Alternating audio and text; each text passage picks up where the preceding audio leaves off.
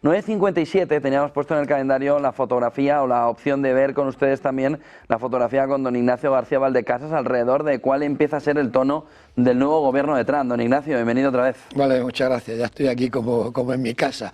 Efectivamente, yo creo que ya tenemos los datos suficientes para hacer un análisis de lo que va a ser el gobierno de Trump. Y es importante conocerlo por varias razones. En primer lugar, porque señalan la futura política de Trump. Según los nombramientos que vaya haciendo, irá por un camino o irá por otro. Segundo, porque señala los apoyos que Trump busca. Trump va a buscar apoyos no solo en las fuerzas políticas, sino también en su electorado.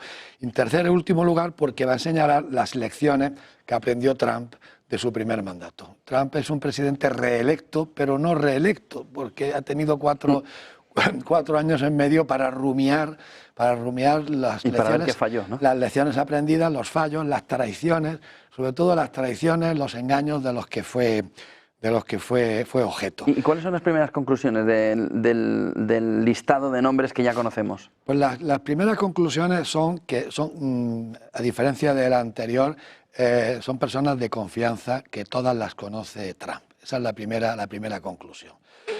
Pero para entenderlo mejor prefiero irnos un poco retrospectivamente para ver las dudas que había entre el periodo de su elección y los nombramientos que ha tenido lugar. Y había fundamentalmente tres dudas.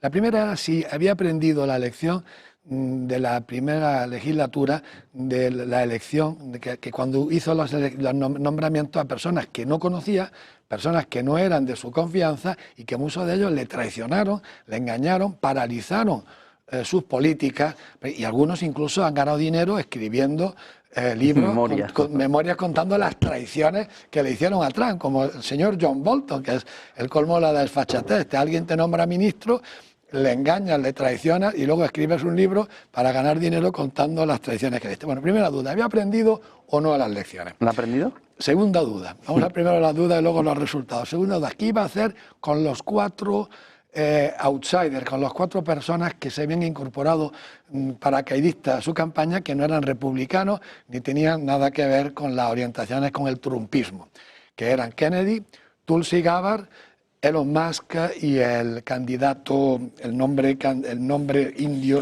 dificilísimo de pronunciar, el señor Vivek Ramaswamy? ¿Qué iba a hacer con esos cuatro? ¿Los había traído para engañarles o los había traído para ganar votos y luego los iba a dejar caer? Y la tercera duda, si se iba a enfrentar con el Estado profundo. Claro, la habían intentado asesinar. Nadie asesina a un presidente de Estados Unidos, nadie intenta asesinar a un presidente de Estados Unidos si no tiene alguna conexión con el Deep State, porque eso es absolutamente materialmente imposible. Se iba a enfrentar a todos los lobbies, se iban también a enfrentar al lobby israelí, iba a cambiar su postura respecto a Israel. Ahora ya sabemos la respuesta de las dudas. Empezando por el inicio, ¿ha aprendido del anterior? Ha aprendido. No ha vuelto a caer en la trampa de los neocon. Todas las personas son de su confianza, todas las personas le conocen, aunque hay dos neocon, que luego veremos al hacer la lista de los más importantes. Aunque neocon moderados, que son Marco Rubio por un lado y Michael Waltz. El secretario de Estado del ministro de Asuntos Exteriores, Marco Rubio, y el asesor de Seguridad Nacional, que es un puesto importantísimo dentro de la Casa Blanca. O sea, sí ha aprendido las lecciones, son gente de su confianza, pero tiene un par de neocon que no son trumpistas de primera hora, pero que parece que han llegado a un buen acuerdo. Pero sí que están en su entorno. Y que están en su entorno reciente. O sea, si hay alguna sorpresa, va a venir por ahí. La segunda duda es, ¿qué ha hecho con los cuatro outsiders? Pues, para mi sorpresa, a los cuatro los ha subido a bordo y los ha metido en su gobierno. A Kennedy, como veremos, le ha dado la cartera de Sanidad. A Tulsi Gabbard la ha nombrado directora de inteligencia, por encima incluso del director de la CIA. A Elon Musk le ha nombrado jefe de... ¿Le ha dado la motosierra? Le ha dado la motosierra, como que diría Milley. Y al señor, que el nombre, ¿no?, es imposible, Vivek Ramaswamy, pues lo ha puesto de acompañante de Elon Musk. A partir de ahí, ¿qué se puede interpretar del resto de dudas que teníamos? Bueno, tenemos contradicciones. Tenemos bastantes contradicciones en este gobierno que conviene examinar. Pero antes de entrar en las contradicciones, yo preferiría hacer un repaso rápido para no aburrir a la audiencia de los nombramientos más importantes. Tenemos a Marco Rubio, como hemos dicho, y a Michael Waltz, que son el secretario de Estado, el ministro de Asuntos Exteriores y asesor de seguridad, que son los dos neocons trumpistas recientes que no son, digamos, radicales pro-Israel, con lo cual, aunque no se opongan a la postura pro-israelí que al final ha decidido Trump, parece que ha decidido mantener, no van a ser un obstáculo en esa política. Luego, el nombramiento más polémico, después de que Gantz, el que iba a ser fiscal general, haya abandonado por las acusaciones en terreno sexual, es el secretario de Estado de Defensa, Pete Hegseth. Pete Hegseth es el nombramiento más, porque aunque es un militar, no tiene ninguna experiencia de gestión. Y ser el director del Pentágono es sobre todo ser un gestor del organismo más grande del mundo, que tiene la mayor plantilla y el mayor presupuesto del mundo. Y es dudoso de que esté en la línea de mando, aunque es un tema discutible, es dudoso sobre todo en una segunda presidencia de Trump, que sabe que los militares no le fueron fieles en su primera etapa, incluso ha llegado a hablar de que habría que juzgar de alta traición al jefe del Estado Mayor anterior, el general Milley. El secretario de Defensa, su misión fundamental va a ser entrar a saco en el Pentágono para poner en la cúpula militar a generales que le sean fiel a la política de Trump. Pero su falta de experiencia puede que haga difícil su pase por el Senado, el visto bueno del Senado. Y aquí vamos a ver, en la redacción del Senado, vamos a ver hasta qué punto controla Trump a los senadores que no son trumpistas. Son republicanos, pero no son trumpistas. Exacto, la mayoría de los senadores se plegaron cuando Trump secuestró al partido republicano, se plegaron por la cuenta que les traía, no enfrentarse a Trump, pero no son trumpistas. Si hubieran podido tener otro presidente que no fuera Trump, lo hubieran preferido prácticamente a cualquier otro, excepto a Trump. Entonces vamos a ver cómo reaccionan ante su nombramiento. El siguiente nombramiento, sorprendente, pero bueno, le honra a Trump en el sentido de que aceptó su apoyo en la campaña y le ha dado un cargo de responsabilidad, es el de Robert Kennedy, que lo ha nombrado secretario de Salud. Kennedy no se entiende su trayectoria si no ves el vídeo que le dedicó Max Blumenthal de Grayson, que dice que Kennedy es el resultado de los abusos que se cometieron en Estados Unidos durante la pandemia del COVID. Claro, se le trata de desprestigiar, como a todos los nombramientos de Trump, diciéndole que es un negacionista, que es un antivacunas, y aunque tiene una postura crítica con las vacunas, pero sobre todo con el escándalo que se produjeron con las vacunas del COVID, que en realidad no eran vacunas, como ya sabemos, sino que eran medicamentos, y que el hecho de haber sido inyectado con ellos no impedía que el que estaba vacunado transmitiera la enfermedad. Entonces, no se entiende el nombramiento de Trump ni la figura de Kennedy, y la figura de Kennedy sin la historia de lo que ha pasado en Estados Unidos y los abusos.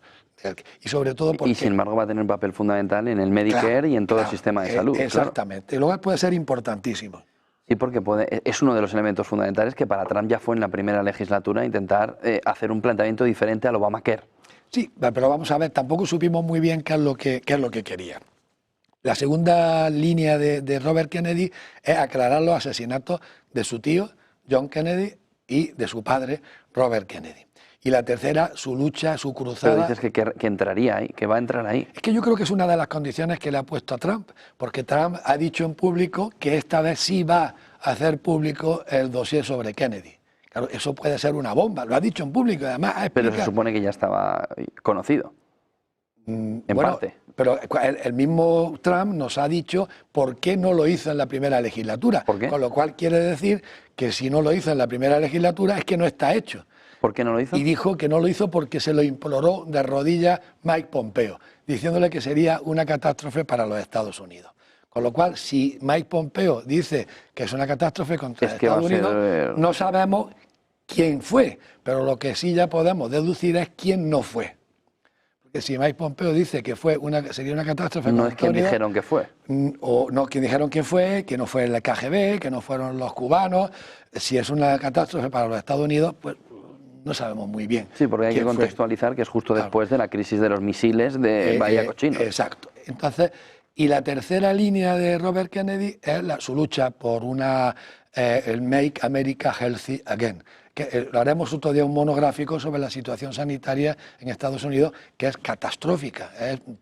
Está por debajo de países como Irán, Líbano, Chile, verdaderamente catastrófica con los datos estadísticos. ¿Y que él puede cambiar esa fotografía? Pero a muy largo plazo. Claro, para eso se necesitarían 3 mandatos. El mandato y miles y miles de millones.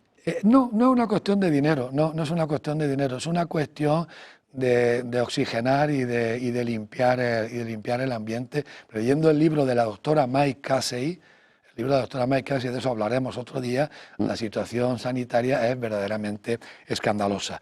Ese es Robert Kennedy. Mike Waltz, ya hemos dicho que es el asesor de Seguridad Nacional. Que es el que ha hablado en estas últimas horas alrededor de llegar a un acuerdo. Enseñando la patita de lo que puede ser Ucrania. Hay 3 embajadores clave, el embajador en Naciones Unidas, el embajador en Alemania y el embajador en Israel. El embajador en Naciones Unidas y el embajador en Israel son prosionistas radicales.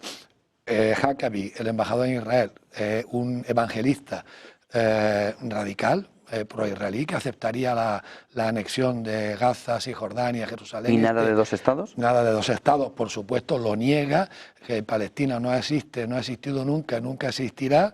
Lo que quería hacerle firmar Alejandro I a Napoleón sobre Polonia, que Napoleón se negó, no por el pasado y el presente, sino por el futuro, porque dicen no quiero hacer el ridículo firmando que Polonia no existirá y que luego en el futuro pues, Polonia resulta que sí existe, pero esto lo dice Mike Huckabee. Y Elise Stefanik no es evangelista, pero es la embajadora de Naciones Unidas, es una radical pro-israelí. El tercer embajador, Rick Grenner, no es que sea clave por estar en Alemania, sino porque últimamente se baraja que aparte de ser embajador en Alemania, sea el hombre para Ucrania.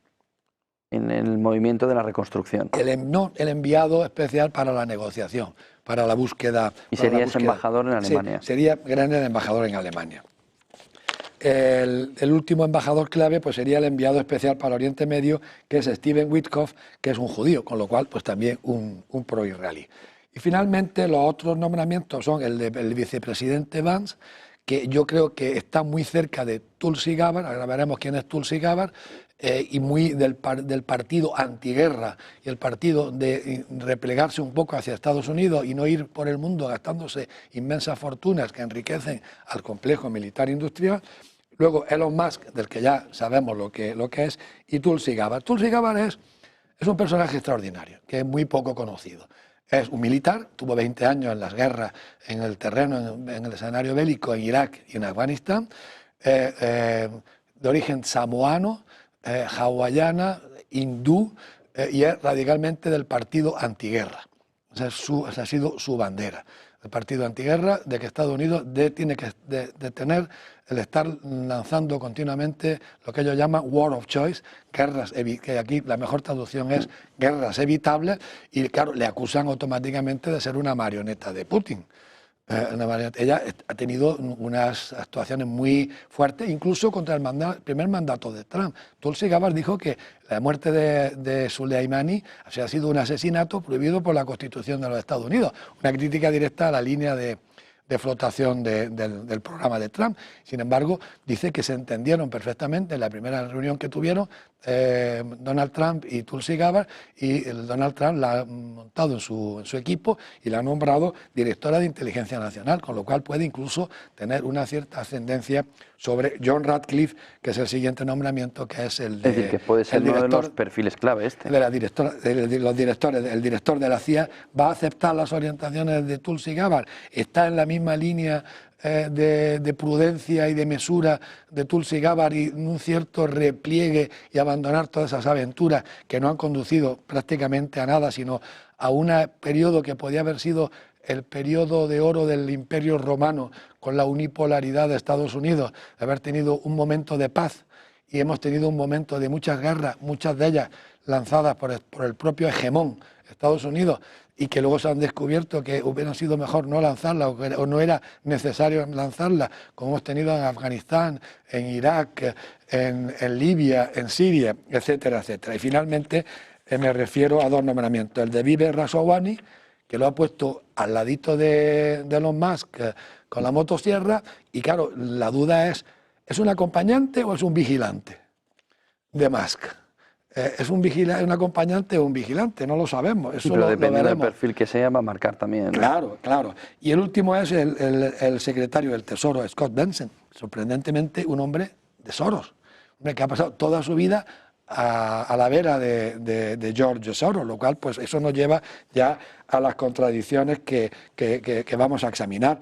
Y el ultimísimo nombramiento ha sido la fiscal general, Alice Gaetz, acusado de algunos historias sexuales, escándalos sexuales, ha nombrado a Pam Bondi, que por lo visto es un nombramiento súper acertado, porque a la hora de criticarle, sus críticos, lo único que han podido encontrar es su cercanía a Trump y su hiperactividad en controversias legales. Pero claro, para un abogado o para un fiscal ser hiperactivo en controversias legales no parece ser, pues no parece algo ser peyorativo. algo peyorativo. Y nadie le niega, sin embargo, experiencia como fiscal para ser fiscal general, lo cual pues dice que es un nombramiento bastante acertado, y ya podemos examinar, al ver los nombramientos, las contradicciones. A mí el que más me llama la atención es Bennett, ¿no?, que lo hemos visto en los últimos días, secretario del Tesoro, como tú decías, una persona muy cercana ahí del entorno de Soros. ¿Qué contradicciones ves? Pues entiendo que esa es clave. Vemos dos contradicciones. Las dos contradicciones más claras, más visibles, que yo veo son las siguientes. Es entre el mantenimiento, ya sabemos que mantiene su apoyo radical al lobby israelí y va a mantener su apoyo radical a Israel. Pero el apoyo radical a Israel es el riesgo de las guerras en Oriente Medio. Tenemos 3 en marcha y posiblemente aparezca una cuarta. Tenemos la guerra de Gaza, la guerra del Líbano y los escarceos de lo que podría ser una guerra contra Irán o una guerra contra los hutíes. Si los hutíes reciben armamento de alguna otra potencia que puede no estar muy contenta con que le estemos los países de la OTAN dando armamento a Ucrania, pues alguna potencia a lo mejor decide pasarle armamento a los hutíes, y estando en el Mar Rojo, pues unos hutíes armados con algún tipo de armamento, pues podrían sembrar el caos en el tráfico marítimo, en el mar, claro, el tráfico petrolífero. Entonces, la primera contradicción es entre el partido de no a la guerra, que lo tenemos con el vicepresidente Vance y con Tulsi Gabbard, y el partido pro-israelí, que necesariamente es un partido pro-guerra. Y eso llega a una clave del mandato de Trump. Se va a enfrentar con el Deep State, se va a enfrentar con los lobbies, se va a enfrentar con los grupos de presión. Ahora ya sabemos que con algunos no se va a enfrentar. Ya sabemos que no se va a enfrentar con el lobby israelí, ya sabemos que no se va a enfrentar con el lobby financiero, ya sabemos que no se va a enfrentar con el lobby de las energías fósiles y que no se va a enfrentar con el lobby de las armas, me refiero a las armas internas, domésticas, sí, pequeñas, del rifle, bueno, más o menos pequeñas, porque hay incluso algunas tiendas donde venden casi bazookas del Rifle Association. Pero tampoco parece que se vaya a enfrentar con la industria de defensa, ¿no? Sí, ahí sí. Yo creo que puede enfrentarse con el complejo militar industrial, si no se entiende el nombramiento de Tulsi Gabbard, y no se entiende que durante 4 años no iniciara ninguna guerra. Si ahora tenemos 12 años, 4 de Trump y 8 de Vance sin ninguna guerra, pues es la ruina del complejo militar industrial. La ruina del complejo militar industrial. Pero sí parece que se quiere enfrentar con el lobby, con el grupo de presión de la alimentación, con el lobby de la farmacéutica. Ese es el nombramiento de Robert Kennedy. El nombramiento de Robert Kennedy es, estoy dispuesto aparentemente a ir contra la farmacéutica y a ir contra la industria. Que ya empezando en los colegios, ¿no? En los comedores de los colegios. Con los colegios y con el complejo militar industrial. Entonces yo he estado buscando una pauta. Dentro de todo este bosque y de esta bruma he intentado buscar una pauta. ¿Por qué a favor de unos lobbies y por qué en contra de otros lobbies? ¿Financiación? ¿Quién le ha apoyado en la campaña? No, yo creo que no. Yo creo que la única pauta que yo he encontrado, la pauta que yo he encontrado ha sido la de la incidencia de su posicionamiento frente a los lobbies y su influencia en el electorado. Es decir, piensa en votantes. Claro. Entonces, enfrentarse al lobby de la alimentación y al lobby sanitario... No quita votos. Al contrario, le da, porque bueno, es querer mejorar la salud del personal. y acabar con los horrores que ya veremos otro día de la industria farmacéutica y de la comida basura y de los ultraprocesados. Enfrentarse al lobby militar, al complejo militar industrial, es percibido también por el votante como algo favorable, pues son aventuras exteriores que tenemos que suprimir, dinero que nos vamos a gastar en el interior. Es que un país tan inmensamente rico como Estados Unidos, que se gasta esa fortuna en el presupuesto de defensa y que gasta casi el 20% de su PIB en sanidad, tiene unos resultados sanitarios absolutamente catastróficos. Entonces, atacar a esos tres lobbies puede ser popular y puede asegurar el voto. Mientras que atacar al lobby israelí, al lobby de las armas, al lobby financiero y al lobby de las energías fósiles, puede ser un desastre desde un punto de vista electoral. Sí, mira Pensilvania, por ejemplo, ¿no? Como ese error táctico, ¿no? Con el fracking en Pensilvania le ha llevado a un desastre en las elecciones a Kamala Harris. Claro, entonces yo creo que la única pauta que yo he podido encontrar es el atacar a lobbies que tiene el resultado correcto, positivo y apoyar a los lobbies que tiene, porque claro, el lobby israelí no son solamente el lobby israelí, sino son los 60 millones de evangelistas, que en Estados Unidos votan a posturas pro-israelíes por cuestiones teológicas y religiosas. Entonces, esa es la primera contradicción. La segunda es que él tiene dos yernos, un yerno judío y un yerno libanés, y el yerno libanés le ha montado el movimiento Muslim for Trump, musulmanes por Trump, que le han apoyado y gracias a eso, según algunos analistas, ha conseguido el triunfo en el estado de Michigan. Porque tiene una población musulmana lo suficientemente numerosa como para cambiar para que si se inclina en bloque hacia un lado u otro, y cambia el índice, el sentido del voto. Entonces, si mantiene la misma postura pro-israelí Trump que tuvo en su primer mandato, pues va a ser un desengaño para los musulmanes, para Trump, que le apoyaron en el primer mandato. Y luego la tercera contradicción, también muy visible, es la que tú has señalado. Nombrar a un cercano a George Soros a dirigir el Tesoro de Estados Unidos, pues es también una contradicción con su política anti-woke, su política anti-importancia de la política identitaria, todo lo que marca la agenda de Soros. La agenda de Soros, bueno, que conocemos perfectamente en Europa, porque hemos visto el pulso. Es el más llamativo. Claro, el más llamativo es este, aunque quizás Soros tenga algún otro submarino. No lo creo, pero podría ser. Entonces, Trump tendrá que ir administrando esas contradicciones. Ideológicamente está en su línea, ¿no? Es decir, no hay salidas hacia el Partido Republicano, salvo esos dos nombres que nos has comentado al principio. Es un gobierno trampista.